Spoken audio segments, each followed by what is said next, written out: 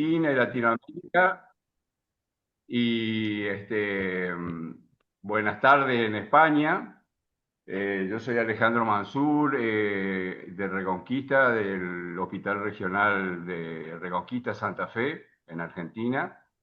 Y en primer lugar, pedirle disculpas por los problemas técnicos que tuvimos el miércoles, que fue ajeno a nosotros.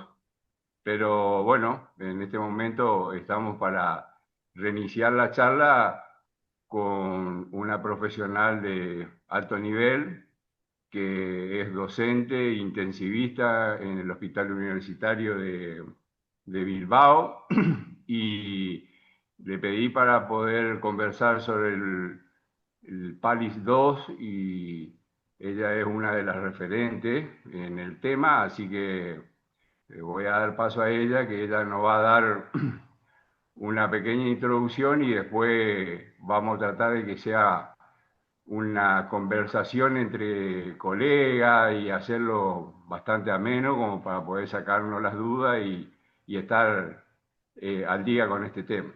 Así que buenas tardes, Yolanda, y adelante. Hola, buenos días a todos. Lo primero que voy a hacer es poner la presentación en pantalla. Quiero que me confirmes que se ve bien, Alejandro. Perfecto. Muy bien. Bueno, pues el otro día tuvimos un montón de problemas técnicos y no pudimos hacer toda la charla. Entonces vamos a ver si hoy ya sale mejor.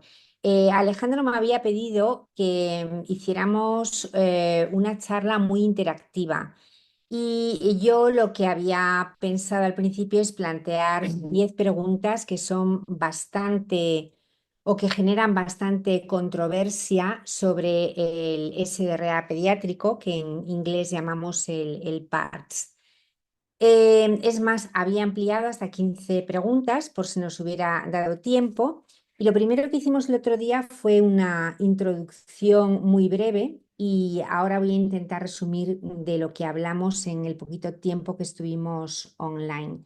Yo os comenté que el SRA es una enfermedad que ya tiene casi 60 años de historia. Es la enfermedad neurológica que más, perdón, neumológica que más problemas causa en la UCI, y durante muchísimos años hemos intentado definirla bien para identificarla bien y para tratarla bien. Y desde el año 2015 tenemos una definición que es pediátrica, es decir, pensada por intensivistas pediátricos para niños, y una serie de recomendaciones. Con el paso de los años nos hemos dado cuenta que estas recomendaciones no se aplican a pie de cama. Muchos clínicos no las aplican, y esto está directamente relacionado con un aumento de la mortalidad. Esto nos preocupó mucho y dijimos, bueno, pues tenemos que volver a mirarlo todo, volver a revisar la literatura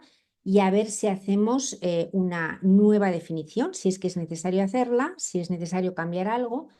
Y por otro lado, tenemos que hacer unas buenas guías clínicas. Pero claro, pensamos que ya no basadas en opinión de expertos, es decir, en el primer PALIC nos reunimos 27 expertos y dimos nuestras opiniones, pero pensamos que era mucho mejor basarlas en la evidencia, es decir, estudiar bien la literatura de alto rigor científico e intentar, mediante metodología estadística que está basada en la Cochrane, pues hacer recomendaciones con nivel de evidencia.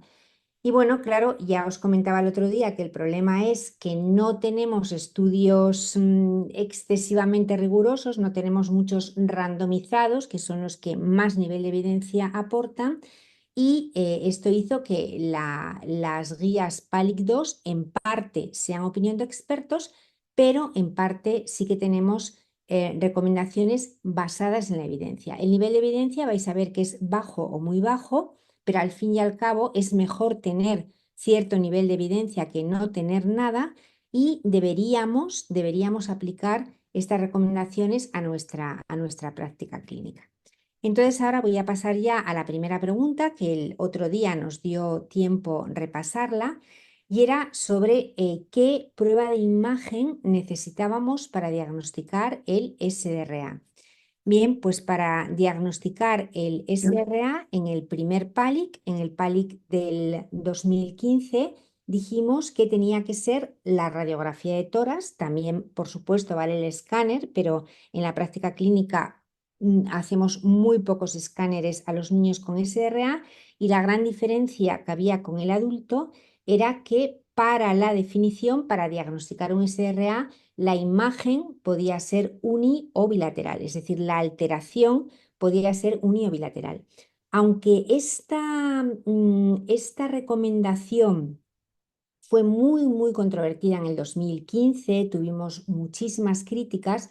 Lo cierto es que cuando revisamos toda la literatura que se había publicado entre el 2015 y el momento actual, encontramos que los artículos apoyaban esta recomendación, es decir, que se puede diagnosticar SRA con imagen uni o bilateral, por lo cual no hubo ningún cambio. Es decir, en este sentido, la definición desde el punto de vista de la imagen continuó siendo la misma. Sin embargo, os comentaba el otro día que cuando los adultos han hecho una nueva definición del SRA, que se publica en el año 2023, la tenéis ahí, la llaman la nueva definición global del SRA, pues en el momento en que ellos la publican, incluyen la ecografía torácica. Ahí lo tenéis. Es decir, se puede diagnosticar un SRA en el adulto si hay líneas B bilaterales. Nosotros estuvimos revisando la literatura buena, la literatura científica de rigor, y desde luego no pudimos hacer una recomendación al respecto. Por eso, desde ya os digo que aquellos que os guste la ecografía, hagáis mucha ecografía, mucho POCUS a pie de cama, pues sería importante que todos los hallazgos que tengáis intentéis investigarlos de forma rigurosa y bueno, pues en unos años habrá un PALIC 3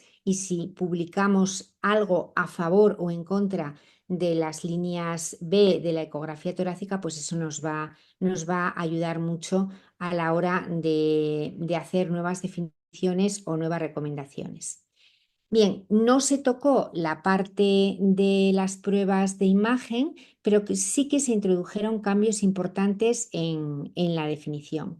La primera, recordáis que habíamos dicho que era que nosotros hacemos el diagnóstico de SRA, pero para clasificar la gravedad del SRA tenemos que esperar por lo menos 4 horas. ¿Por qué? Porque en esas 4 horas pasan muchísimas cosas, desde que el dar un diurético mejora la situación del paciente y empieza a oxigenar mejor, el mero hecho de intubarlo. Es decir, hay muchas cosas que hacen que en 4 o 6 horas cambie mucho la situación del paciente. Por eso tenemos que esperar al menos 4 horas para hacer el diagnóstico. Otra de las cosas que hicimos en PALIC fue agrupar, simplificar y en vez de 3 grupos, leve, moderado y grave, simplificar al grupo no grave, incluiría al paciente leve moderado y por otro lado centrarnos en el paciente grave. ¿Os acordáis que cuando el paciente está intubado, nuestro marcador de hipoxemia es el índice de oxigenación o el índice de saturación-oxigenación, que es el no invasivo? Y cuando el paciente está con ventilación no invasiva, entonces utilizaremos la PAFI, el PF, como queréis llamarlo, o la SAFI-SF, que sería la modalidad no invasiva. Bien, y nos habíamos quedado aquí, en la pregunta número 2. No sé si hay alguna pregunta con respecto a la prueba de imagen, alguien que quiera comentar algo, o seguimos avanzando. Adelante, Yolanda, todavía no hay ninguna pregunta, pero Muy bien, estoy perfecto. entusiasmando acá para que cualquiera Muy pueda bien, me hacerlo. No hay parece muy ningún bien. problema. Que se vaya Yolanda, calentando antes, también. antes Sí, que sigas adelante, te hago un pequeño comentario con respecto a las imágenes.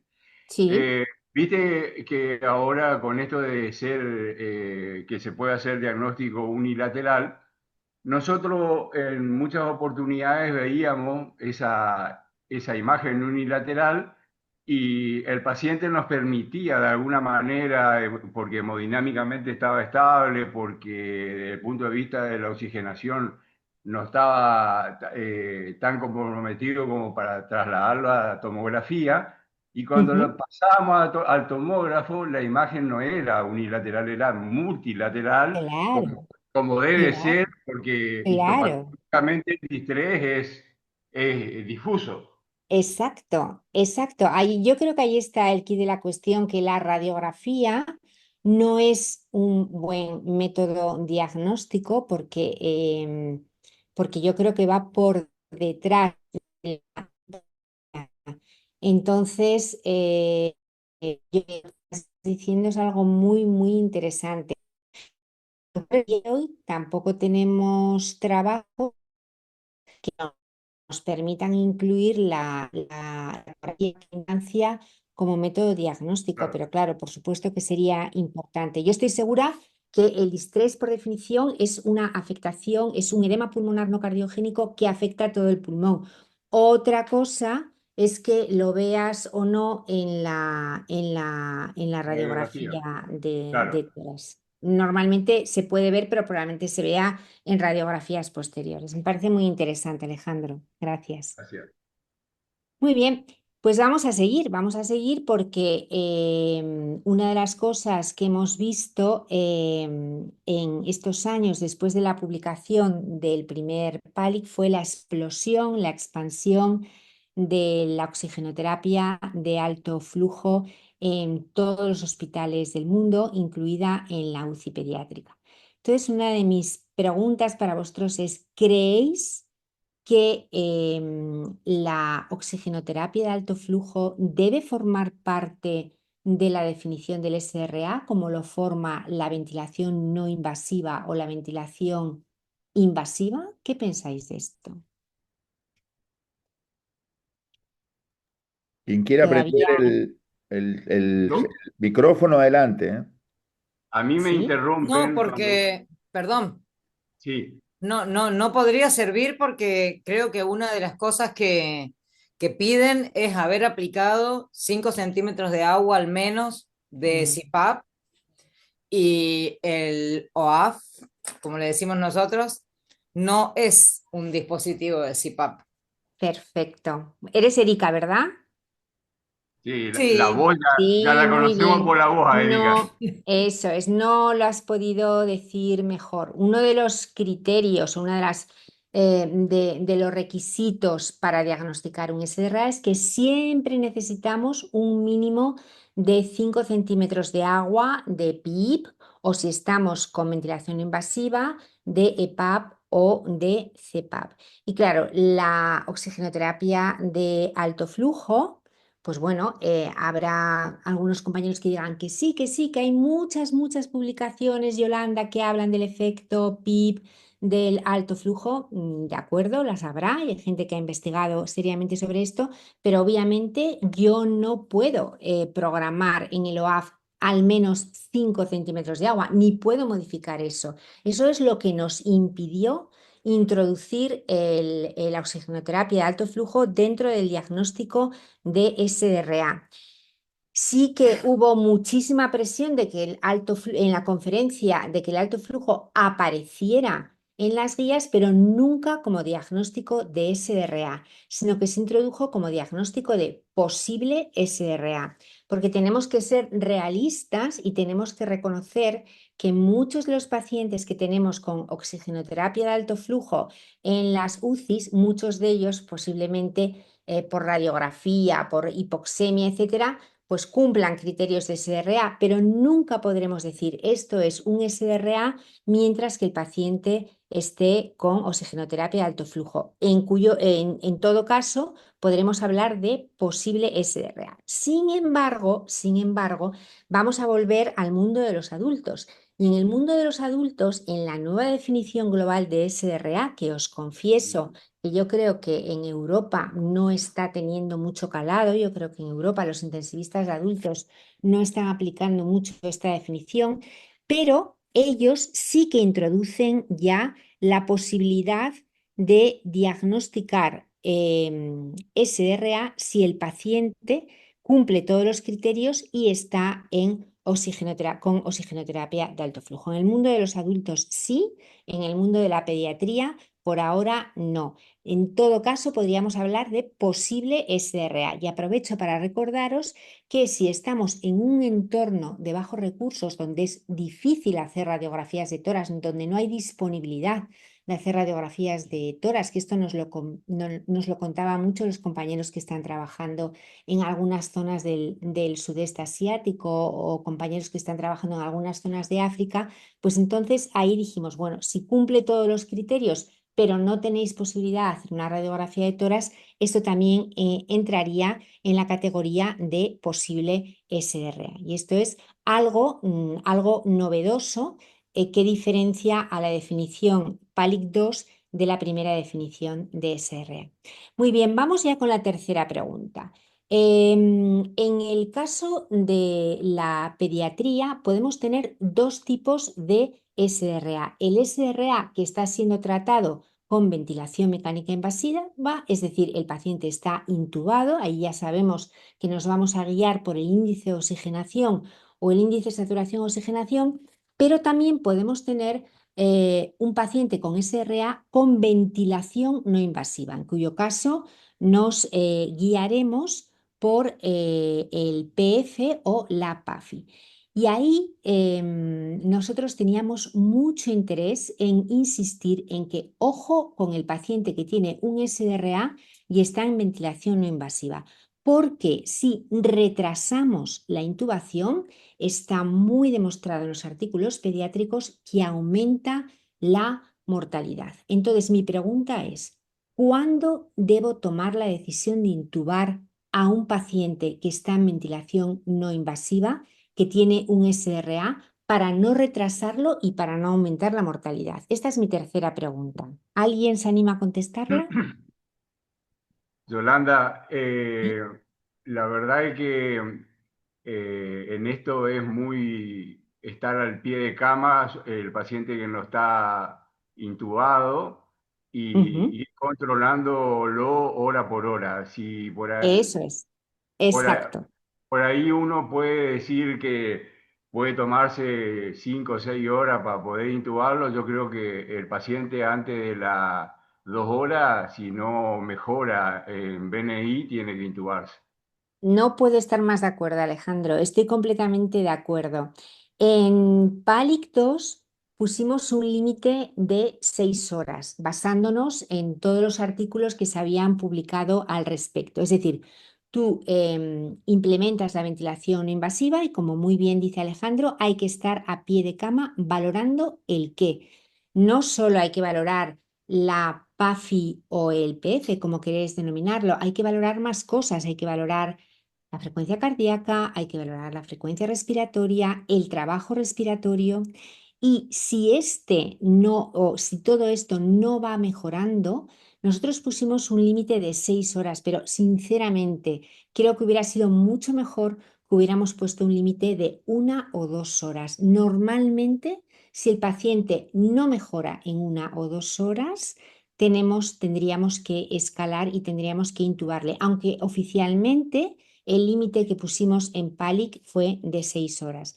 Y en PALIC hubo algo muy, muy, muy interesante, que es el tema de los pacientes inmunodeprimidos. Mirad, yo hace ya muchos años que me dedico a los cuidados intensivos, y algo que teníamos nosotros hace años, nos aterraba intubar a un paciente inmunodeprimido. Nos daba miedo. Teníamos a un paciente oncológico con una neumonía bilateral y decíamos, vamos a aguantar, porque teníamos el pensamiento de que si nosotros intubábamos a ese paciente, había que canalizar vías centrales, había que canalizar una arteria, era más riesgo de infección nosocomial, un paciente neutropénico, y decíamos, venga, vamos a aguantar, vamos a aguantar. Hoy en día sabemos que si aguantamos, si retrasamos la intubación, tanto esté el paciente en ventilación no invasiva como esté en alto flujo, y hay varios trabajos del grupo Palisi, del grupo de los americanos, que lo demuestran, esto aumenta la mortalidad. ¿Esto qué quiere decir? Esto quiere decir que en el paciente inmunodeprimido lo tenemos que tratar exactamente igual que al no inmunodeprimido. Hay que darle digamos, una oportunidad con la ventilación invasiva, pero 1 hora, 2 horas de ventilación invasiva y el paciente no mejora, sin ningún miedo hay que intubarlo, porque esto probablemente salve al paciente. Y lo mismo que hemos dicho con el paciente inmunodeprimido, lo vamos a decir con el paciente que está en fallo multiorgánico. ¿Mm? Bien, no sé si queréis hacer algún comentario o pasamos ya a la siguiente pregunta, que es que, de acuerdo, no puedo diagnosticar nunca un SDRA utilizando oxigenoterapia de alto flujo, pero la pregunta es, ¿podríamos utilizar oxigenoterapia de alto flujo para tratar a un paciente con SDRA posible? Y lo digo porque siendo realistas, en muchas de vuestras unidades estáis utilizando la oxigenoterapia de alto flujo para tratar a pacientes con insuficiencia respiratoria aguda hipoxémica grave, y eso puede ser un SDRA. Entonces os lanzo la pregunta, ¿se puede o no se puede? ¿Quién se anima a contestarme? Me encantaría oír vuestras opiniones. No, dicen ahí, y me parece bien que digan no, Muy ahí bien. en los mensajes. No, justo estábamos hablando, Yolanda, con un compañero de la terapia, el doctor Ujú. Rodríguez, está acá conmigo, que nosotros hacemos, ahí sale, no se ve la cara. Nosotros hacemos mucho alto flujo en la sala de pediatría, no en Ajá, la sí, terapia. sí. Muy bien. Y casualmente todos los pacientes que fracasan en el alto flujo y van a la terapia nuestra terminan con un SDRA. Evidentemente, eso nos da la pauta de que no sirve para el manejo del distrés. Muy bien. Bueno, pues cuando en el año 2023 publicamos PALIC 2, no había nada en la literatura que respaldara el uso de oxigenoterapia de alto flujo. Y por eso dijimos, bueno, no podemos dar ninguna recomendación basada en la evidencia, por tanto, hay que investigar. Y a día de hoy no deberíamos utilizar el alto flujo para tratar un distrés, donde sí que había mucha literatura, además literatura de la buena, es decir, ensayos randomizados, controlados, aleatorizados, RCT, que es lo que tiene más nivel de evidencia, eran los entornos de recursos limitados. Y había RCTs hechos por colegas nuestros que trabajan o bien en el ámbito del África subsahariana o bien en Bangladesh, que han hecho unos trabajos muy buenos, como digo, RCTs comparando. Claro, ellos allí no tienen respiradores, ellos allí tienen que trabajar con lo más básico, que es con la oxigenoterapia convencional, que incluso para ellos es difícil conseguir, tienen que trabajar con un único concentrador del que salen múltiples tomas de oxígeno. Para ellos es un lujo tener una CPAP de burbuja o un OAF.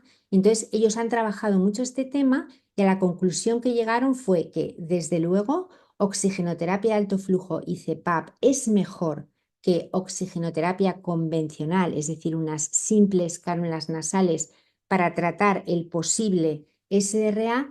Y si comparamos CPAP con oxigenoterapia de alto flujo, gana, y ahí tenéis el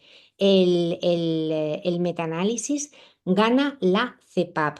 Eso sí, había una cosa muy importante, y es que necesitábamos que para que esa CPAP fuera y funcionara bien, hubiera un médico que estuviera supervisando, porque en los entornos, en este tipo de entornos, muchas veces el personal de enfermería no está preparado o no está muy entrenado en el uso de estos dispositivos. Pero bueno, claramente en pediatría gana la CPAP sobre la oxigenoterapia de alto flujo. Nos vamos a ir por un momento a las guías del adulto. Las guías del adulto son del año 2023.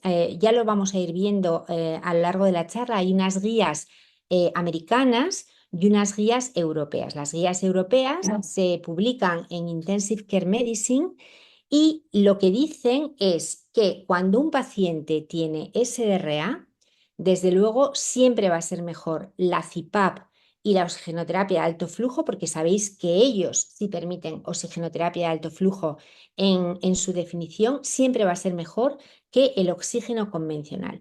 Y también dicen que entre CPAP y oxigenoterapia de alto flujo recomiendan más la CPAP. Esto es lo que dicen las guías del adulto del 23.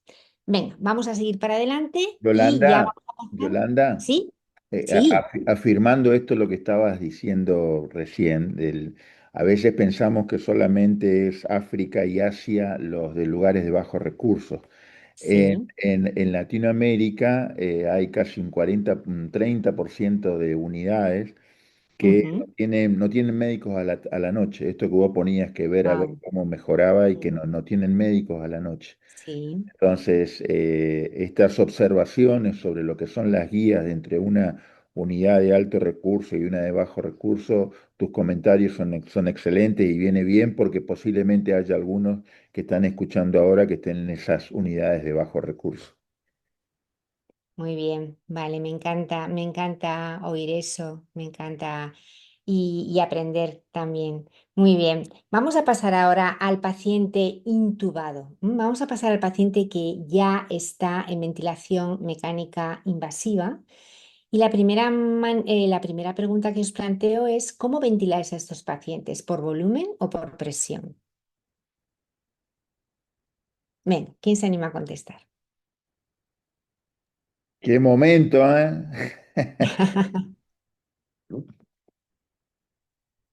Ahí Bueno, Cecilia dice que me parece que lo importante es una ventilación protectiva. Si bien en pediatría protectora. usamos mucho más por presión.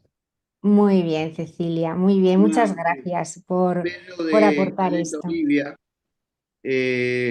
ya por los años que tengo, generalmente menor de 10 kilos lo ventilo por presión y mayor Sí, de 10 kilos por volumen, aunque se puede hacer al revés, digamos, pero siempre con una ventilación protectora, ¿no? protectora. Muy bien, muy bien. Bueno, os voy a contar un poco qué pasó aquí. Bueno, la mayoría de los pediatras del mundo mundial ventilan por presión a los niños y lo que acabas de decir es cierto. ¿Pesa menos de 10 kilos? Venga, por presión. ¿Más de 10 kilos? Bueno, pues igual me animo a volumen. Eso no tiene ninguna base científica. Pero este no es el momento de discutir ahora. El momento de discutir ahora es saber cuál de las dos modalidades es mejor. Pues bien, el grupo que se dedicaba a estudiar esto está formado por cuatro personas que yo creo que por lo menos a dos de ellas las conocéis. Una es Analía Fernández de Argentina, luego está Vicente Modesto de aquí de España, Ira Schaefer de Estados Unidos, que es conocidísimo, y de aquí de Europa estaba Peter Riemensberger. Entonces, ellos cuatro eran los encargados de estudiarse toda la literatura al respecto y decirnos si era mejor presión o volumen. Bueno, un día nos llamaron Peter y Vicente y nos dijeron, oye, no existen estudios en SRA, no existen estudios que comparen las dos modalidades. Es imposible que hagamos una recomendación porque no hay estudios pediátricos. Entonces, os pedimos que por favor nos dejéis que hagamos nuestra recomendación según lo que hagan los adultos. Y les dijimos, no podemos hacer eso porque nunca podemos basar las recomendaciones en lo que se hace en el adulto que tiene una fisiopatología de la vía respiratoria del pulmón diferente a la de un niño, sobre todo cuando un niño es pequeño. No. Y ellos incluso pues insistieron y al final comentamos con los metodólogos. Les dijimos, oye, ¿sería posible que ellos se estudiaran la literatura del adulto para dar una recomendación para niños? Y el metodólogo nos dijo, pues si no hay estudios en niños, está permitido que ellos busquen en la literatura del adulto. Y efectivamente, Vicente, Analía, Peter y Ira se fueron a la literatura del adulto y encontraron lo siguiente, que tampoco en los adultos los estudios que hay no pueden estar o a favor de la presión o a favor del volumen. Aquí lo veis. Es decir, que a día de hoy, y basándonos en la literatura del adulto, porque nosotros no tenemos estudios, no podemos recomendar presión o volumen. Podemos utilizar cualquiera de los dos. Lo importante es hacer una buena ventilación protectora. Y me voy a adelantar por si acaso se le ocurre a alguien preguntármelo, porque normalmente siempre me hacen la misma pregunta. Yolanda, ¿y qué pasa con la APRV, la ventilación con liberación de presión, que estuvo de moda hace algunos años para tratar a los pacientes con SRA? Bueno, pues ahí sí que tenemos RCT pediátrico, tenemos estudio randomizado controlado, y en ese estudio se vio que el APRV estaba asociado con una tendencia, ya veis que la P no es significativa, pero se le aproxima, con una tendencia a una mayor mortalidad. Entonces, a raíz de este estudio, que es un RCT pediátrico publicado en el Blue Journal, podemos decir, sin temor a equivocarnos, que no se debería hacer APRV para tratar el distrés de los niños. Si me preguntáis presión o volumen, os diré que no podemos hacer una recomendación porque no tenemos evidencia. Se puede utilizar cualquiera de las dos y lo importante es hacer ventilación mecánica protectora, de la que vamos a tratar a continuación. Bueno, pues seguimos, ya estamos en la sexta pregunta. Y la sexta pregunta es, bien vaya a ventilar por volumen, bien vaya a ventilar por presión. Yo sé que muchos de vosotros ventiláis por presión utilizando volumen garantizado, usando volumen control regulado por presión. ¿Qué volumen tidal tenemos que aplicar en el paciente con SRA? Venga, ¿quién se anima? Que esta pregunta seguro que os la sabéis. Yolanda, me parece que todos sabemos que hay que usar volúmenes protectores entre 6 y 8, pero depende de la compliance y de la presión plató que tenga el paciente, porque si esto está bastante complicado, tendríamos que ser mucho más bajo el volumen, Claro. llegar hasta 4, y la compliance y la presión plató nos va a dar la posibilidad de subir o bajar, digamos, dentro de la protección. Exacto. O sea, tenemos que utilizar más que volúmenes protectores, volúmenes tidal fisiológicos. Y el volumen tidal fisiológico es aquel que está entre 6 y 8 mililitros por kilo.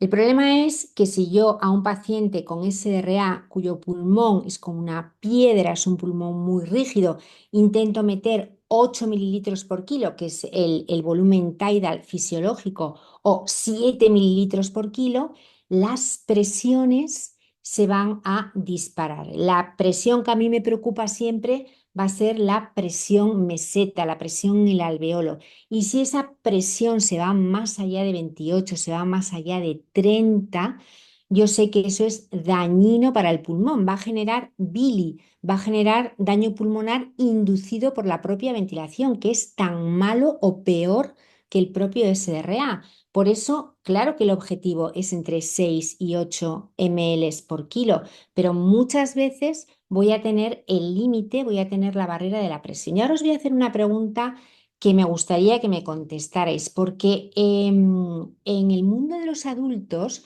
cuando hablamos de 6, 7, 8 mililitros por kilo, estamos hablando de peso ideal. Es decir, si un adulto pesa 100 kilos, cosa que no es infrecuente en las UCIs de adultos, ellos no van a programar un volumen tidal o no van a querer un volumen objetivo de 600 mililitros, lo van a hacer por peso corporal ideal, que probablemente sea 70 o 75. Entonces, ¿Cómo vamos a hacer en pediatría? Me interesa mucho. ¿Quién me sabe contestar a esto?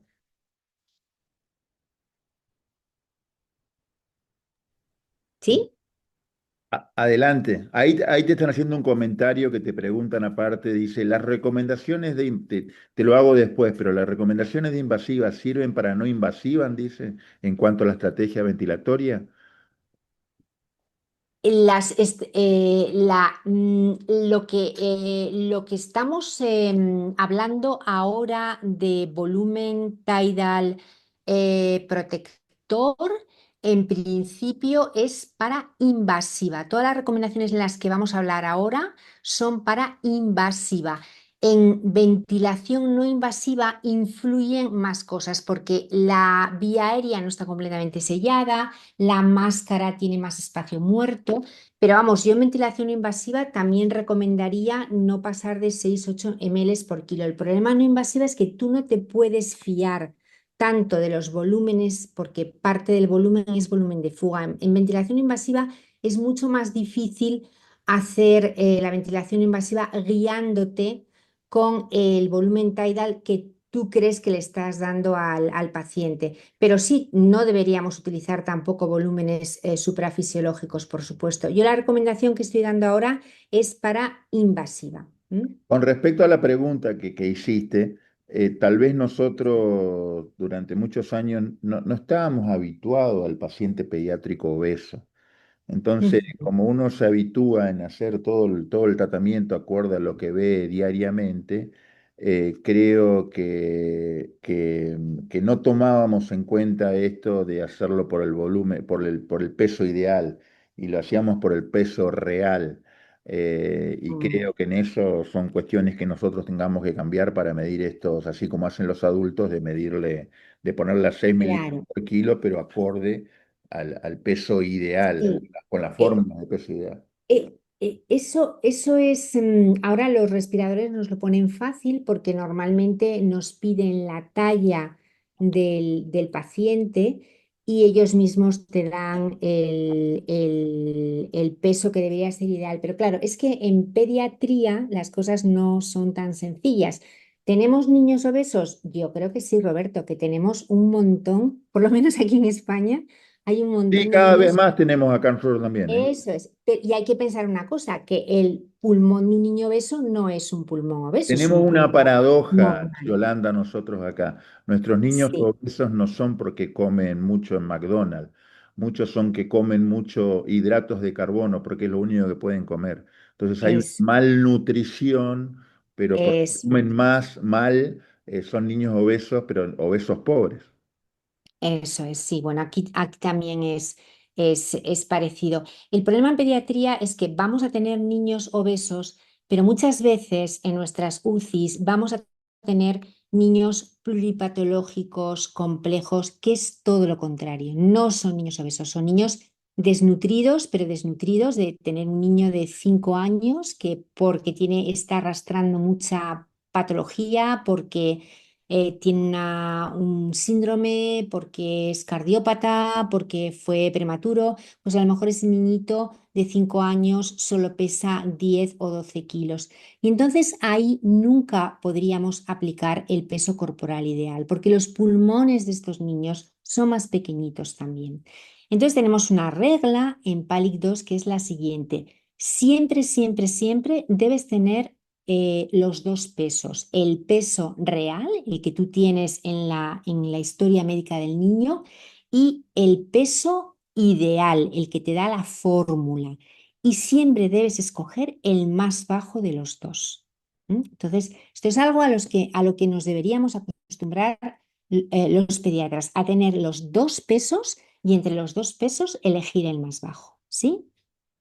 Bien, sigo un poquito más con el tema del volumen tidal porque hemos dicho que lo ideal sería poder trabajar con volúmenes tidal entre 6 y 8 ml por kilo, pero nuestro límite es la presión en el alvéolo. Tenemos que intentar evitar el bili. Por eso, si nosotros con 6 mililitros por kilo estamos pasando nuestro objetivo de presión, habrá que bajar a 5,5. Si nos pasamos, habrá que bajar a 5. Si nos pasamos, habrá que bajar a 4,5 y si nos pasamos, podremos bajar, pero ya no bajaremos de 4 mililitros por kilo. ¿Por qué? Porque en los pacientes que tienen una complianza muy baja, aquí veis que tenemos la línea azul, los pacientes que tienen una complianza normal, y la línea roja, los que tienen complianza baja, si nos pasamos bajamos el volumen tidal de 4, de nuevo vuelve a aumentar la mortalidad. Es decir, la mortalidad, esto es una forma de U, y la mortalidad aumenta con volúmenes tidal por encima de 8 ml por kilo, pero también aumenta con volúmenes tidal por debajo de 8 ml por kilo. Es decir, en SRA nos debemos mover entre 4 y 8 ml por kilo. Lo ideal, 6-8, pero como muchas veces no vamos a poder, bajaríamos a 4,8. Y esto está basado en un estudio de adultos, en un metaanálisis de adultos, pero como os dije, el grupo de Vicente, Analía, etcétera, pidieron permiso al metodólogo y el metodólogo les dijo, sí, como no hay estudios en niños, podemos utilizar para hacer la recomendación lo que ya han estudiado los adultos. Te hago una Bien. pregunta, Yolanda. Sí, Roberto, dime. Muchas veces pasa que por la angustia del intensivista y por la misma lo intensivo que somos a veces al lado de los pacientes, muchas veces está un paciente con 6 7 por kilo y en vez de mirar esto, la mecánica, en vez de mirar el daño que nosotros podemos hacer, miramos el estado ácido-base y viene un estado ácido-base con 7,22 y 59 y queremos como normalizarlo al estado ácido-base y es el momento que se pasa a 8, 9, 10 por kilo. Mm. ¿Qué le Pues, dirías? pues yo les diría que estamos añadiendo más daño al pulmón. Estamos añadiendo más daño al pulmón, estamos haciendo más bili, estamos dando estamos enviando más energía. El ventilador va a transmitir más energía a unos pulmones que ya están enfermos, que ya están afectados y en el fondo, queriendo hacerles más bien, les estamos haciendo mal. Es así, no puedo explicarlo de otra manera porque es de las poquitas cosas que tenemos claro hoy en día en el SRA que hay que hacer, ventilación pulmonar protectora. Si yo aumento las presiones, si yo aumento el volumen tidal, si yo aumento la frecuencia respiratoria, al final estoy añadiendo más daño. Va a ser mucho mejor que el pH esté en 7,20 y la CO2 en 65, que aumente el volumen tidal. ¿Sí? A ver si nos da tiempo y lo vemos con literatura. No porque lo dice Yolanda, no, porque lo dice la literatura buena, la literatura con evidencia. ¿Sí? No, eso totalmente de acuerdo, Yolanda, porque a veces, como dice Roberto, nos ponemos inquietos, pero tenemos que aprender a tolerar la CO2 permisiva Claro, teniendo un claro que sí. pH, porque si tenemos en cuenta el valor de PAFI que manejamos en ese paciente, podemos saber hasta el porcentaje de Jung que tenemos y podemos hiperinsuflar y hacer mucho más daño Más todavía. daño. Dicen. Perfecto, Alejandro. Muy, muy bien. Así es. Venga, vamos con la siguiente pregunta. Hemos hablado de volumen. ¿Cuál es nuestro límite de presión? Es decir, hemos dicho, tenemos que ajustar el volumen tidal para que no nos pasemos de presión. ¿Quién me podría decir la cifra de presión que no debemos superar en el alveolo? Es decir, la presión meseta, la presión plato. ¿Quién me lo dice?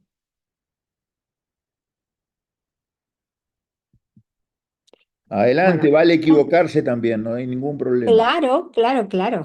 Estamos Bueno, aprendiendo pues entre no todos. deberíamos pasar de una presión plató de 28. ¿Veis que son todas recomendaciones muy bajo nivel de evidencia? Pero insisto, es mejor tener algo de nivel de evidencia para argumentar nuestras exposiciones, nuestras recomendaciones, que no tener nada. Bien, la presión plató debe estar por debajo de 28. Podríamos aceptar hasta 32 cuando la compliance de la pared torácica está reducida. ¿Cuándo está disminuida la compliance de la pared torácica? En el paciente obeso, en el paciente con una gran distensión abdominal o en el paciente que tuviera, por ejemplo, un vendaje compresivo a nivel del tórax. En estos casos sí que podríamos poner como límite de presión plató 32. Y algo muy importante que sabemos desde que Amato y otros importantes investigadores publican en New England el concepto de driving pressure. Tenemos que intentar que la driving pressure esté por debajo de 15. En el artículo que es agrupar a varios, es un metaanálisis con muchos enfermos que vienen de RCTs. Amato demuestra que los que tienen una driving pressure por debajo de 15 se mueren menos. Y se han hecho estudios en pediatría, no RCTs, estudios observacionales, pero en los que también se ve que si la presión, si la driving pressure está por debajo de 15, también la mortalidad es menor. Entonces, importante, importante, no es lo mismo presión pico, la presión que vosotros programáis en el ventilador cuando ventiláis por presión, o la presión que os da el ventilador cuando ventiláis por volumen control regulado por presión, que la presión plató. En teoría no es lo mismo. Deberíamos medir la presión plató. ¿Cómo se hace esto?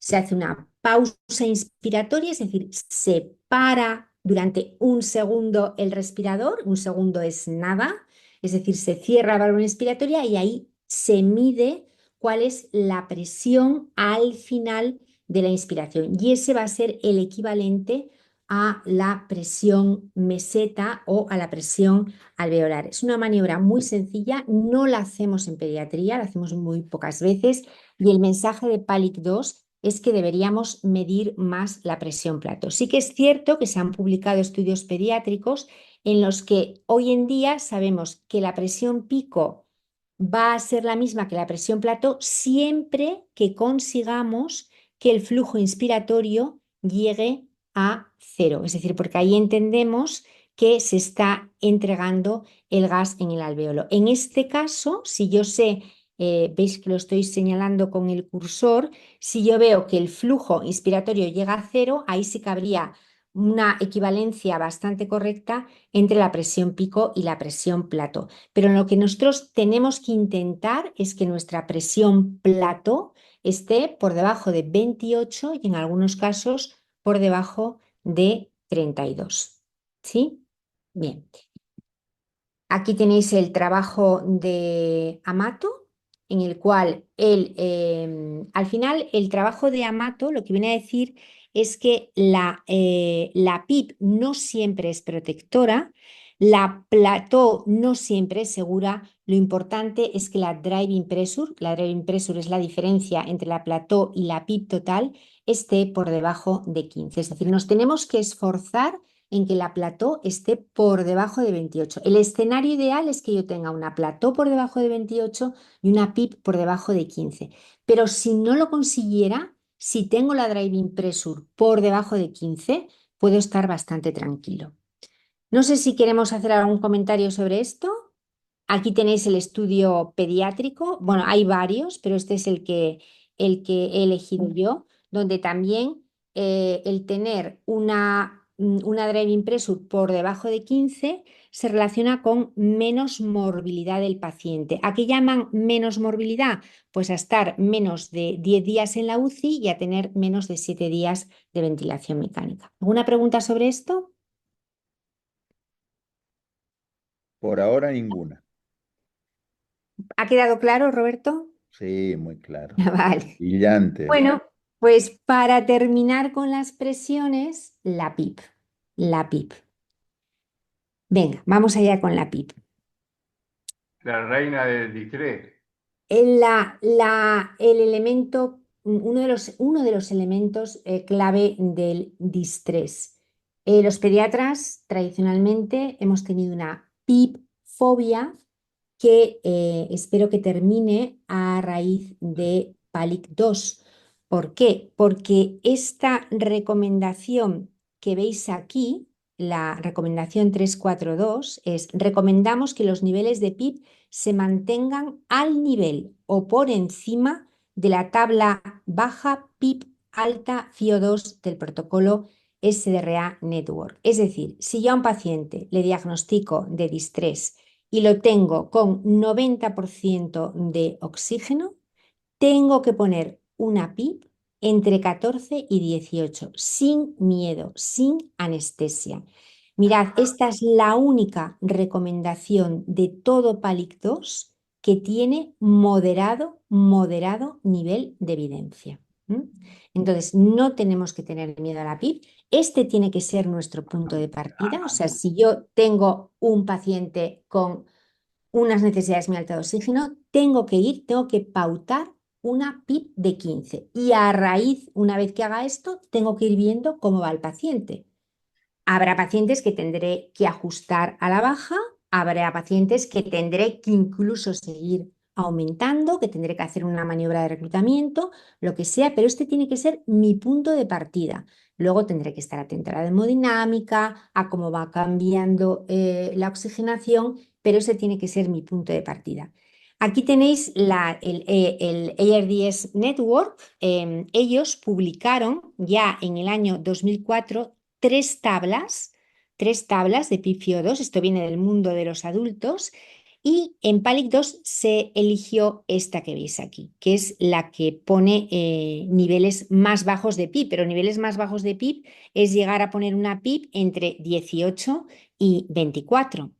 Entonces, esta es la tabla que debería ser nuestro punto de comienzo, nuestro punto de partida, cuando empezamos a tratar un SDRA. Debería ser esta. Y luego, una vez que empecemos, pues vamos ajustando los niveles de PIP según vaya evolucionando el paciente. ¿Y por qué decidimos elegir esta recomendación? Que además, insisto, es la única de todo PALIC que alcanza el nivel moderado de certeza de evidencia, pues por este trabajo de Kemani. Kemani analizó una cohorte muy amplia de pacientes, creo que eran más de 400, en los cuales miraba a ver lo que veis aquí en verde, es la PIP que habría que poner según la tabla PIP-FIO2 del ARDS-NET. Y veis que justo a los que había que poner una PIP de 5 les ponían PIP más alta, pero a los que había que poner una PIP más alta, la PIP estaba muy por debajo. Y ellos lo que vieron con este estudio es que se morían más los niños que recibían la PIP que no estaba de acuerdo con el protocolo ARDS-NET. Sin embargo, a los niños que seguían la tabla del protocolo ARDS-NET, esos niños tenían mayor supervivencia. Ahí lo tenéis. La mayor supervivencia es para los chicos en los cuales se sigue el protocolo.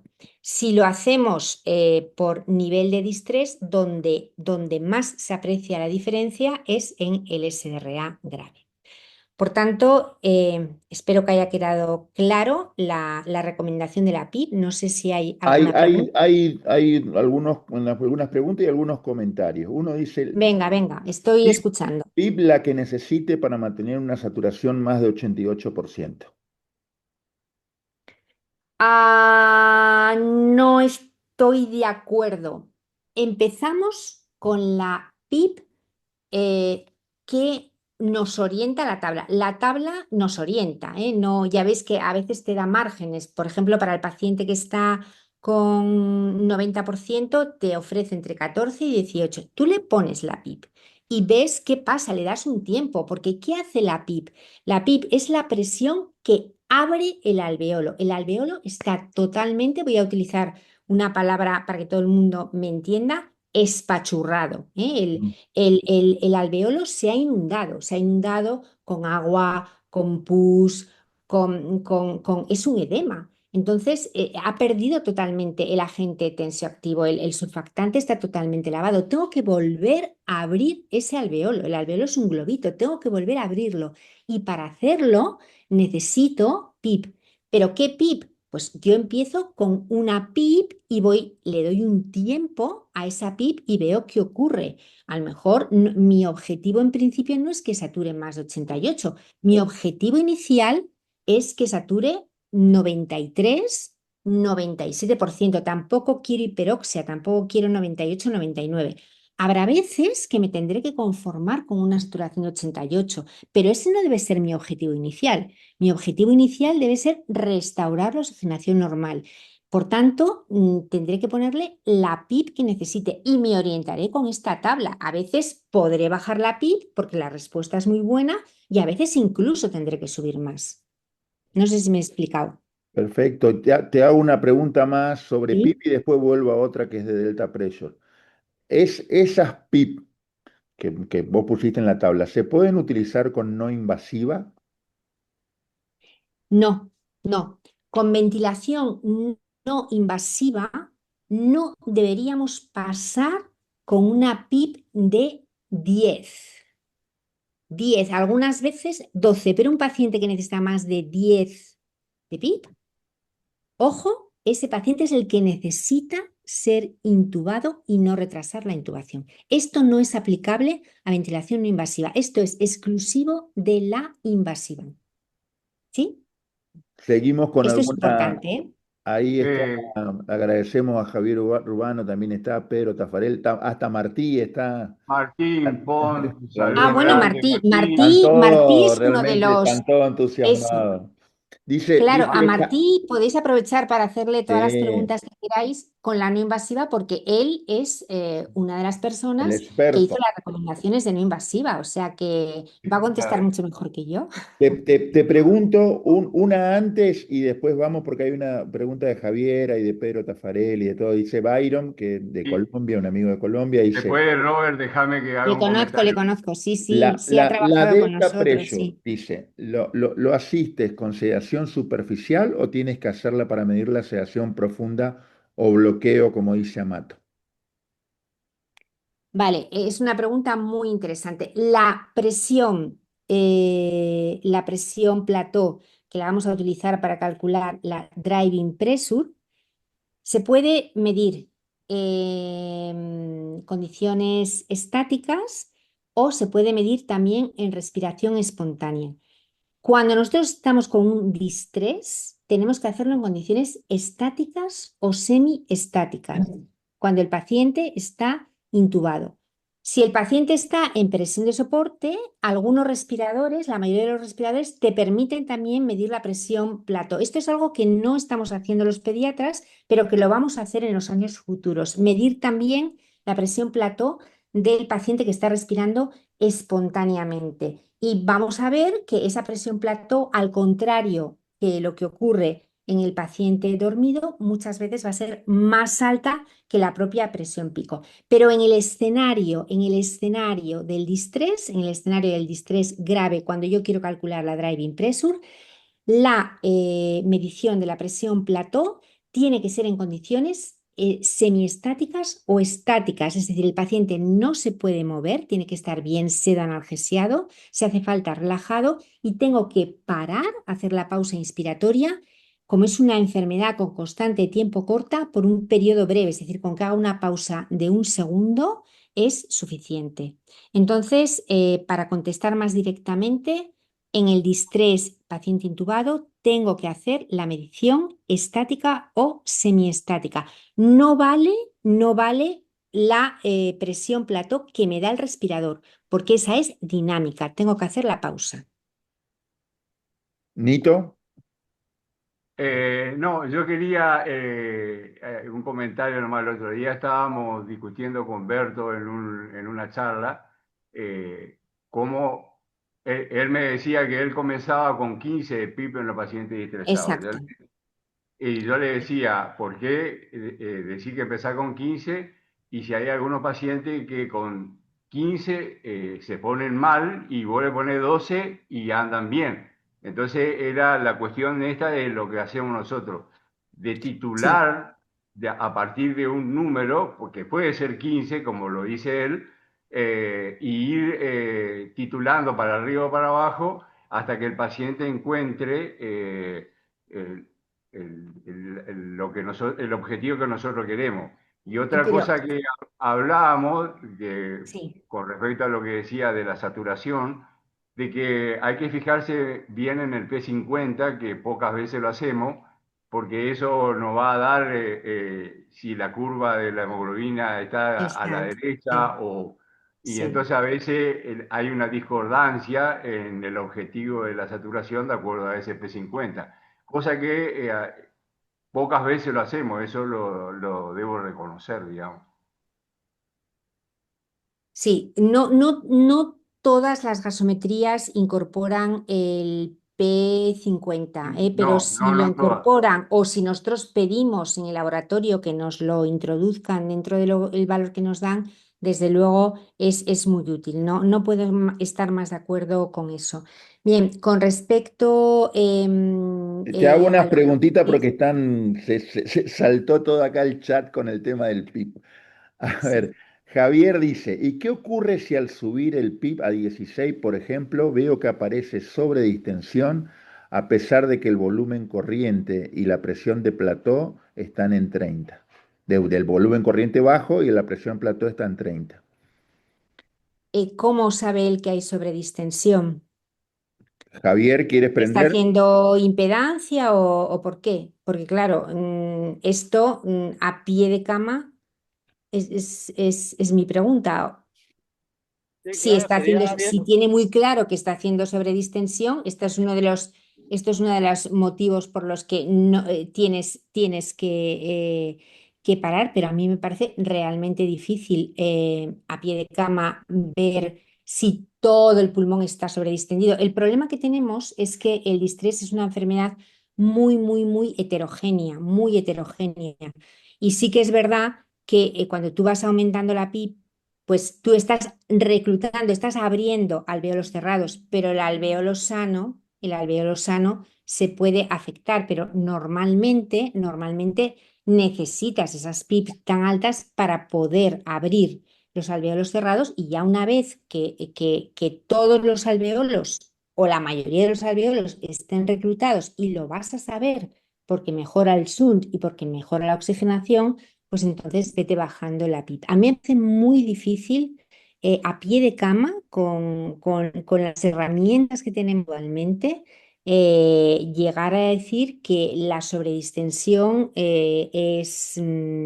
predomina sobre el resto. O sea No, Yolanda, yo me refiero a que no sé, cuando si ves lo tiene muy claro, habrá que ir con cuidado. Sí, sí, cuando en modalidad de volumen pones el bucle de presión-volumen y ves esa morfología de pico de pájaro en la curva lo del de pico, aceite sí, líquido. Sí, y entonces si ves que claramente la presión aumenta, o esa morfología aparece cuando claro, subes, sí, por ejemplo, de, sí, de 13 a sí, 16, por sí, ejemplo, el Javier. valor que quieres poner y aparece eso. Sí, bueno, si tienes muy claro que estás sobredistendiendo al paciente, pues esto es una de las maneras que tienes que decir, no seguir. Es decir, a ver, la tabla no es mágica, no es la receta mágica, es una orientación, es lo que te dice, tú deberías empezar por ahí, pero luego es eso, es valorar la hemodinámica, valorar la oxigenación, valorar la distensión e ir variando, pero es tu punto de inicio, tu punto de partida. Lo que no me vale es decir, voy a empezar por 5, dentro de 15 minutos suba a 6, dentro de minutos a 7, dentro de una hora suba a 8, y eso es lo que muestra titular. Eso no es titular. Titular es a la raíz del problema, cuando el paciente está muy oxímico, empezar con pípita. Por ejemplo, Alto y Vicente tienen una teoría y es que la PIP óptima, muchos trabajos que se han hecho y esos trabajos ellos os pueden mostrar y os pueden enseñar, menos es 13. Entonces, por eso ellos empiezan por 15, porque 15 es 2 puntos por encima de lo que se considera la PIP óptima. Es otra teoría también válida para hacerlo, pero en el PALIC no elegimos esa teoría, elegimos la teoría del ARDS-NET, es decir, Probablemente nadie tiene la receta mágica o perfecta, se trata de encontrarla. Y de momento para mí hay algo muy positivo, que es que esta recomendación hace que los pediatras empecemos a perder el miedo a la PIP. ¿Sí? Yolanda, acá hay hablando esto de que tú dices el concepto de la PIP óptima. Pedro Tafarel pregunta, ¿PIP Mm. óptima para compliance o PIP óptima para PAFI? Que a veces van distintas, dice. Y cuando le ponen la PIP, dice, ¿cuánto espero para tener la respuesta para conseguir esa PIP óptima? Ah, sí.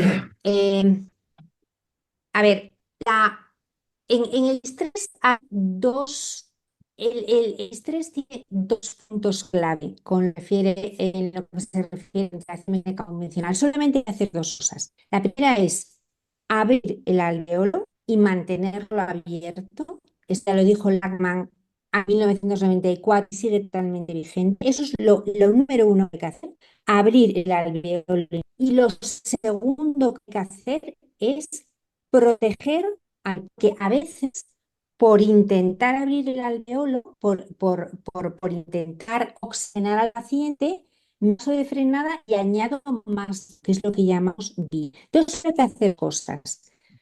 Abrir el alveolo y es PIP.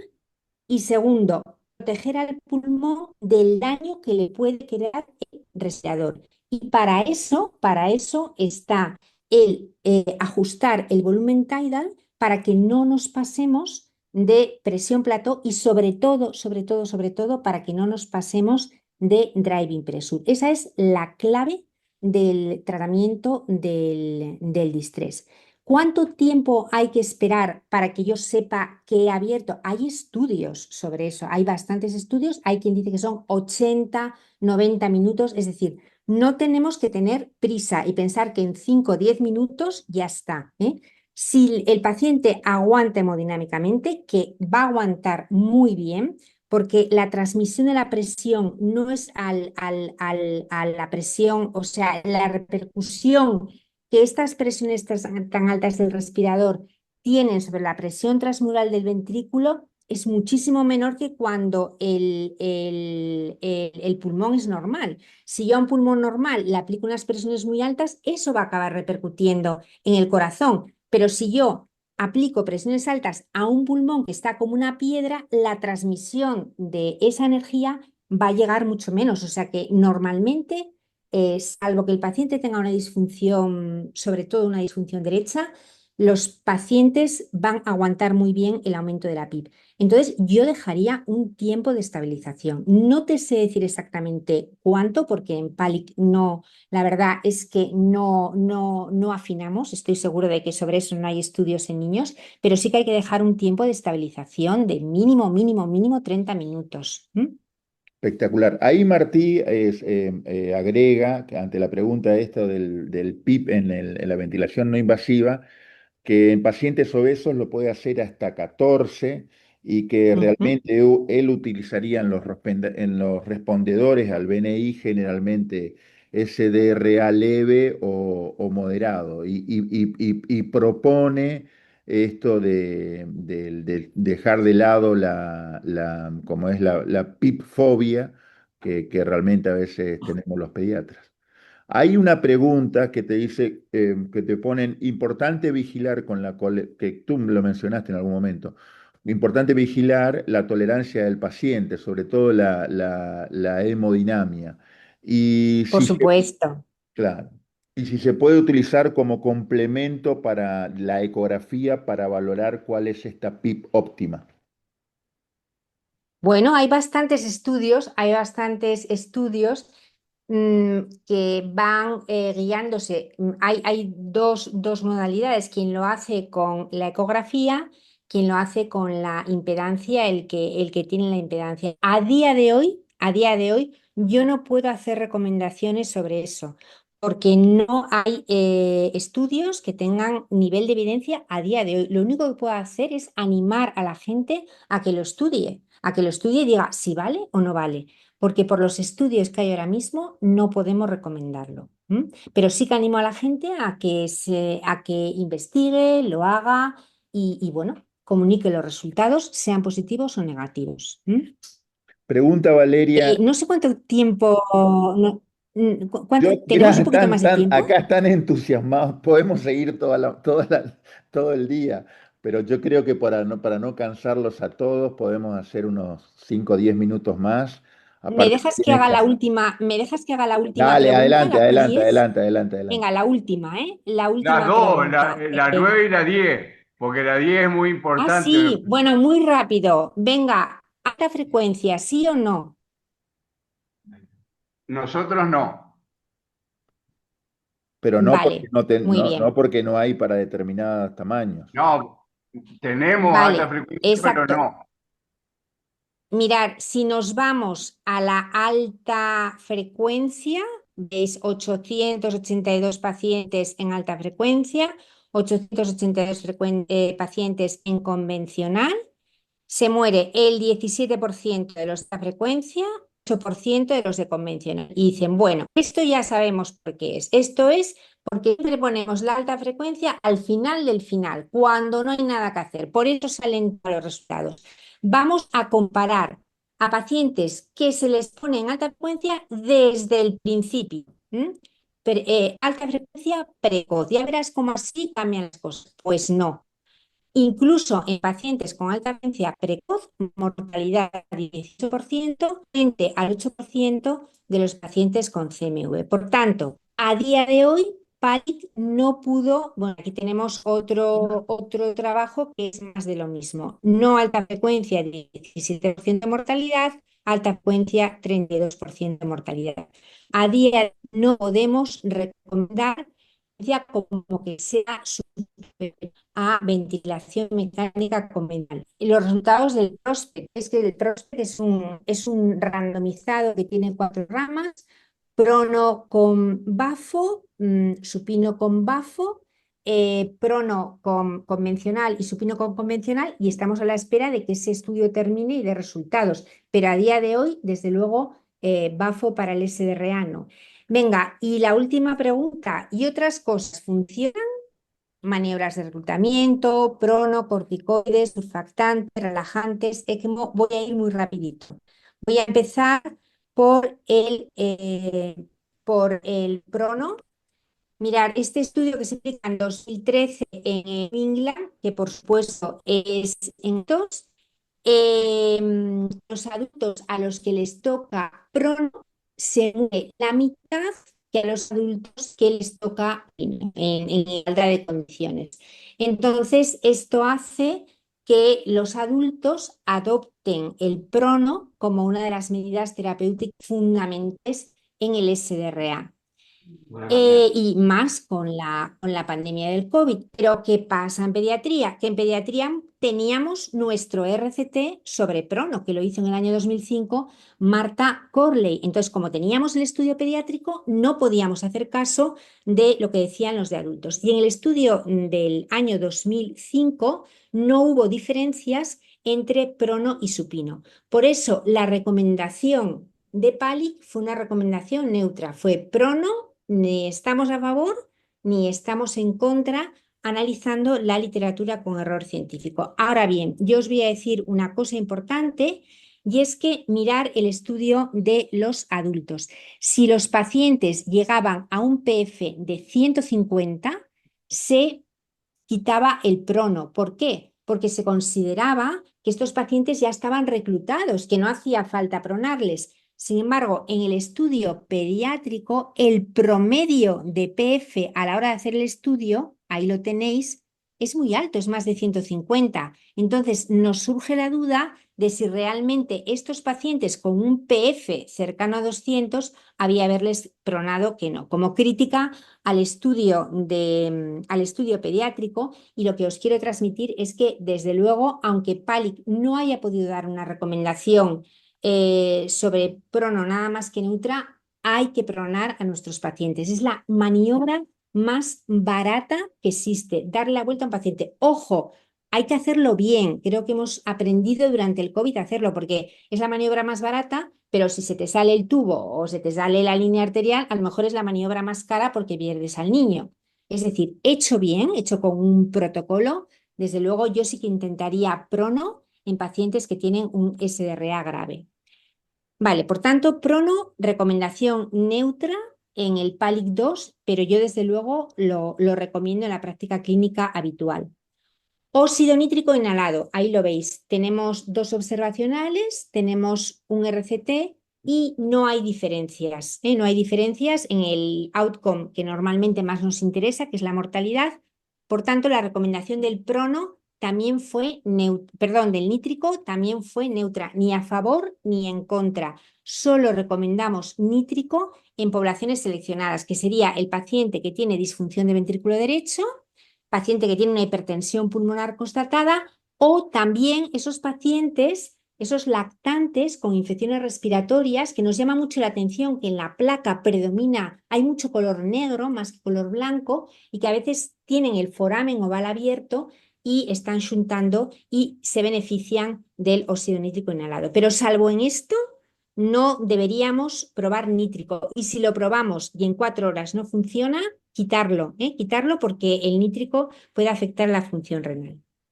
Venga, rápido, rápido, corticoides. Hay varios estudios que son observacionales, hay un RCT y tampoco hubo diferencias en pediatría. Sin embargo, aquí tenéis las guías americanas de SDRA que se publicaron el año pasado y los adultos han introducido los corticoides en cualquier tipo de SDRA, desde el leve hasta el grave. Entonces, nuestra recomendación fue neutra, ni estamos a favor ni estamos en contra, solo en poblaciones seleccionadas. ¿Qué población es la seleccionada? Los niños que tengan neumonía por COVID. Surfactante, no. El surfactante es muy, muy, muy caro y no hay evidencia de que funcione. Por tanto, en contra del uso de surfactante. Líquidos, prevenir la sobrecarga, el lance positivo de líquidos. Esta es una recomendación con certeza y evidencia. Nutrición, por lo menos que estos pacientes reciban 1,5 gramos kilo día, también es una recomendación con certeza y evidencia. Sangre no transfundir, salvo que la hemoglobina 7, aquí seguimos las recomendaciones de las guías TAXI, y sedoanalgesia, seguimos las recomendaciones TANDEM. Bloqueantes neuromusculares, si es necesario, ¿cuánto tiempo? Ni idea, revisamos toda la literatura pediátrica, pero primero sedación profunda y si esto no funciona, entonces añadir relajantes musculares. Aquí vuelvo a las guías de los adultos, a las guías europeas y ellos que antes del arterial estaban muy a favor de relajar a los pacientes las primeras 48 horas de RA. Ahora, por ejemplo, esto que veis aquí, por ejemplo, los americanos solo lo recomiendan cuando el PF está por debajo de 100 y los europeos ya ni siquiera lo recomiendan de forma rutinaria. Y creo que lo único que queda son bueno, la ECMO por supuesto sí. Para todos aquellos que no seáis centro ECMO, es importante cuando tenéis grave, por lo menos hablar con el centro de ECMO, tener una comunicación con ellos. Muchos casos se van a quedar en una simple llamada telefónica, pero es importante en la ECMO siempre evitar la hipoxia, hacer cambios suaves, cambios con el PO2 y por supuesto hacer ventilación mecánica protectora. Y yo creo que no da tiempo bueno, quedan aquí las maniobras de reclutamiento, que la recomendación de PAIC fue también neutra, ni a favor ni en contra, mientras que las maniobras de reclutamiento están muy entredicho a partir del ART trial en adultos. Y eso es todo. Tenía otras Q11, Q12, Q13, Q14, Q15, pero bueno, lo dejamos para otra ocasión. No os quiero quitar más tiempo. Muchísimas gracias, de verdad. Yolanda, excelente la exposición y el intercambio de conocimiento, la verdad que muy valioso sobre todo para nuestro servicio, estar comparando cómo estamos haciendo las cosas y bueno, estamos en el buen camino, aunque falta bastante, pero es muy productivo y bueno, dejaremos para una segunda charla más adelante lo que quedó pendiente de esta. No sé qué opinar, Roberto. Acá están Yo pidiendo ya la también segunda ahí parte y las otras mi preguntas. email.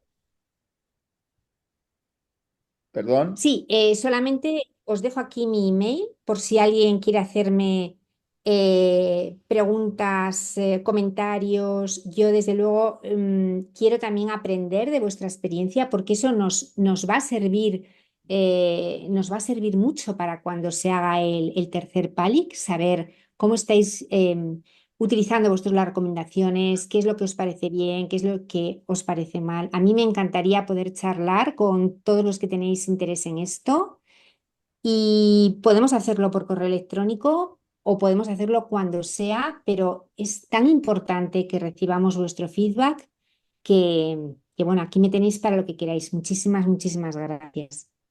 Gracias, Yolanda, y por tu tiempo de tu día libre, estar con nosotros. Así que muy agradecido y que tenga una buena jornada.